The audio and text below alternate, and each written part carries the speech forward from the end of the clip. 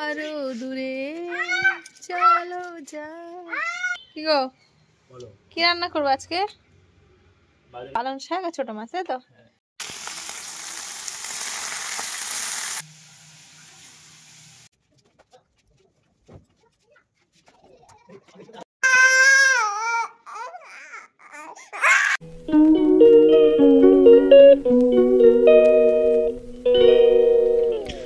Hello everyone, good morning, welcome back to my channel. কেমন আছো তোমরা? আশা করছি ভালো আছো, সুস্থ আছো।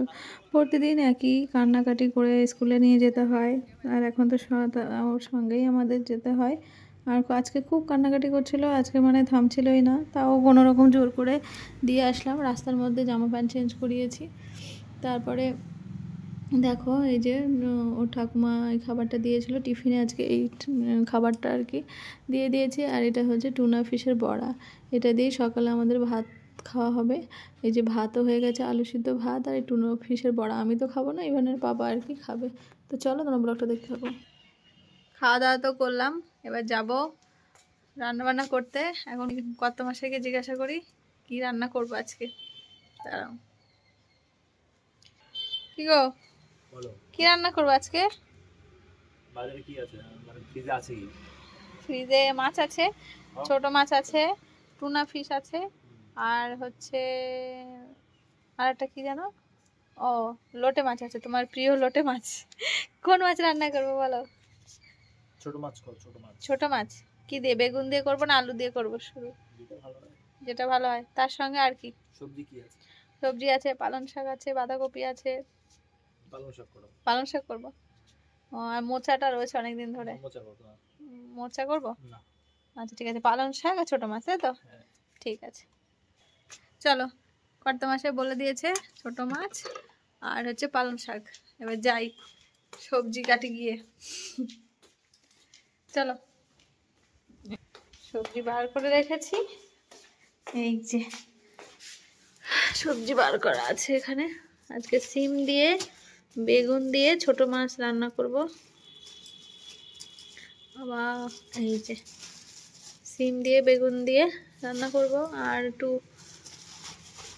আলু দেব, টমেটো তো দেবই।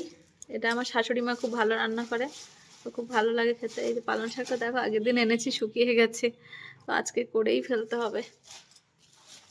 আর এদিকে কেটে কেটে রেখেছি বেগুন, করি চলো। আর এই দেখো মোচাটা আজকে আর করবো না, দেরি হয়ে যাবে, কোনো রকম করি। আর এদিকে দাঁড়া ছোট মাছ আমি আগে থেকেই বের করে রেখেছি, ছোট মাছটাই রান্না করবো, কারণ বরফ হয়ে রয়েছে তো এর জন্য। এই দেখো ছোট মাছ এখনো ঠিক হয়নি, এখন এগুলো পরিষ্কার করতে কত টাইম লাগবে। চলো তাড়াতাড়ি রান্নাটা করি, তো আবার স্কুল থেকে চলে আসবে। চলো তাড়াতাড়ি সবজি টবজি কেটে একদম রেডি করে ফেলি। লাইটটা জ্বালাই। মাছটা ভাজা বসিয়ে দিয়েছি, আমি একটু ভেজে নিচ্ছি, কারণ আমি আবার এই মাছ কাঁচা করলে মাছটা তাড়াতাড়ি সিদ্ধ হয়ে যায় আর সবজিগুলো কাঁচা থেকে যায়। আমি আবার মায়ের মতো করে মানে কাঁচা মেখে বসাতে পারি না আর কি, সেই জন্য।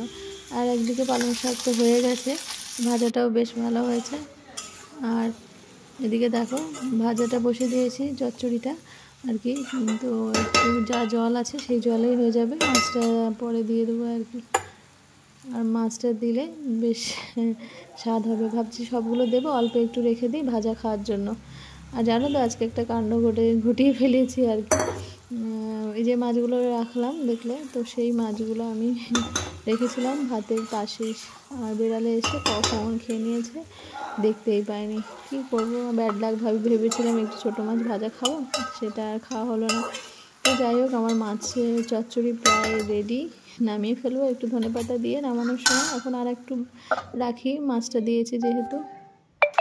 এই যে হলো রান্না বান্না কমপ্লিট, ইভানকে তো ভাত মেখে দিয়ে এসেছি। এই দেখো কি করছে, বাবা খাওনি, খেয়ে নাও। ওই দেখো পাপা খাও। এই দেখো ঘি ভাত মেখে দিলাম, বললো যে আমাকে নাড়ু করে দাও, দিলাম, খাচ্ছে না। এটা কি খাবার? গুড়টা খাও, গুড়টা কই পাপা? ওই দেখ ও নিজের কাজে ব্যস্ত। চলো এখন বাজে 1টা, তো একটু পরে স্নান করব। গরম জলটা হোক ঠান্ডা। এই দেখো রান্না হয়ে গেছে, রান্নাঘর পরিষ্কার করে নিয়েছি। এই গরম জল হচ্ছে, দুধ। আর এই দেখো আমার কর্তা মাসি আমার জন্য ফল কেটে রেখে দিয়েছে। আর আজকে রান্না কি হলো তো দেখলে, দাঁড়াও দেখাই। এই যে মাছের চচ্চড়ি আর পালং শাক, এটাই হয়ে যাবে আমাদের। আর এই যে মাছ ভাজা, ছোট মাছ ভাজা। চলো এখন বসে বসে ফলটা খাই, খেয়ে তারপর স্নান করব। চলো দুধটা ঢেকে যাই, যদি কিছু পড়ে।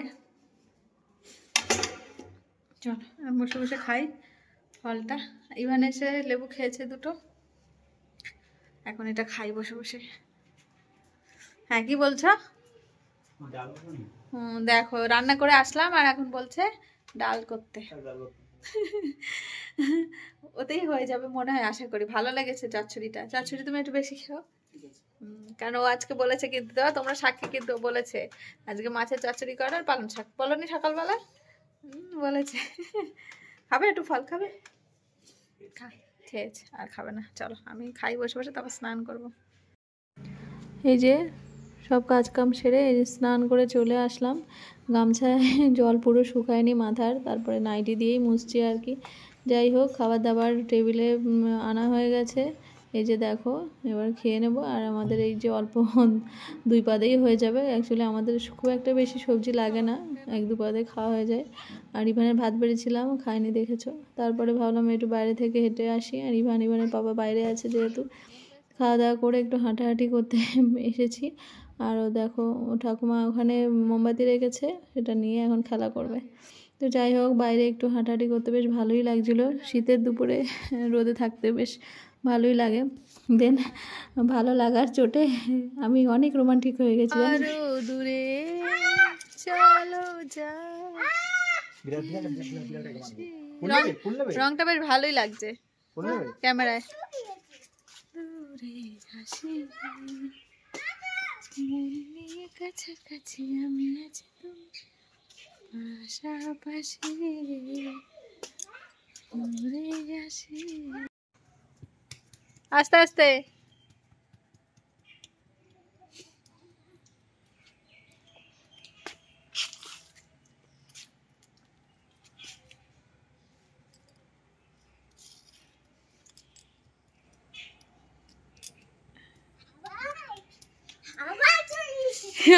চলে এসেছে, থ্যাংক ইউ। চলে এসে দুপুরবেলা একটু হাঁটাহাঁটি করার পর ইভানকে নিয়ে ঘুম পাড়িয়েছিলাম। এখন দেখো ঘুম থেকে উঠেছে, উঠে একটা বাউলি আর একটা পার্ক ওর বাবা কিনে এনে রেখে দিয়ে গেছিলো। ওর বাবার আবার বিকালবেলা ক্লাস ছিল, সেই জন্য বেরিয়ে গেছে। আমি আর ইভান আর কি একটু ঘুমিয়েছিলাম। তারপরে এই যে উঠে একটু আটা মাখছিলাম।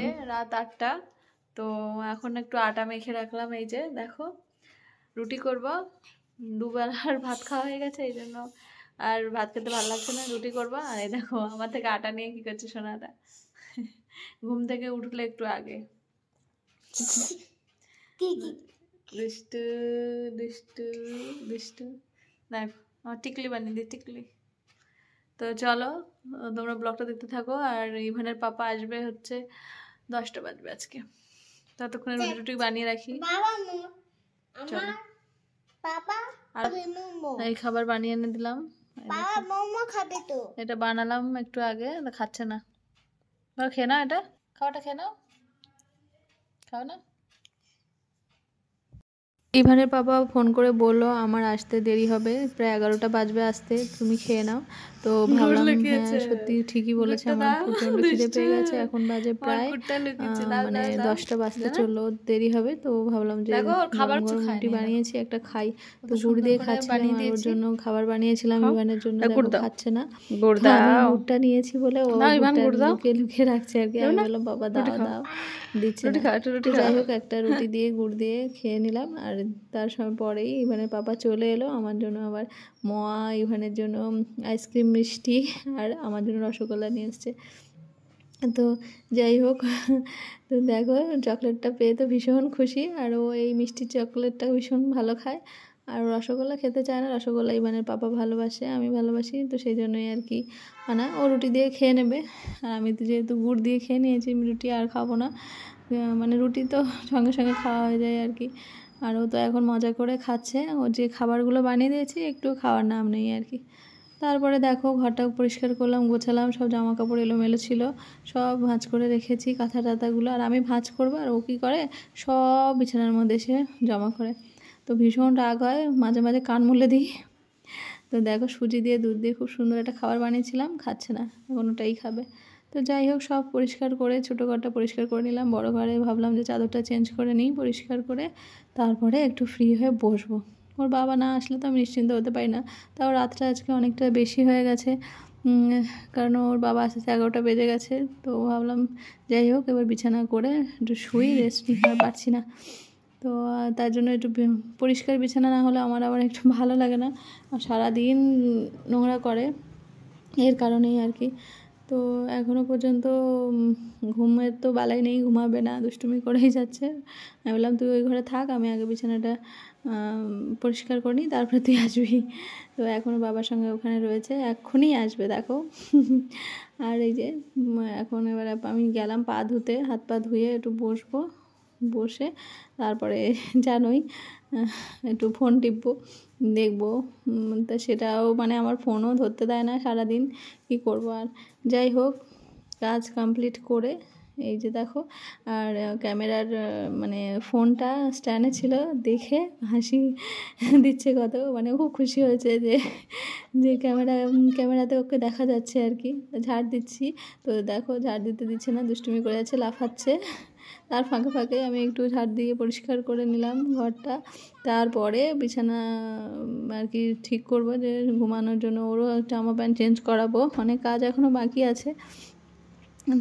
তো বাঁচতে বাঁচতে প্রায় রাত, ঘুমাতে ঘুমাতে প্রায় রাত 1টা বেজে গেছিলো। তো চলো আজকের ব্লগটা এখানে এন্ড করছি, ভালো থেকো, সুস্থ থেকো, টাটা।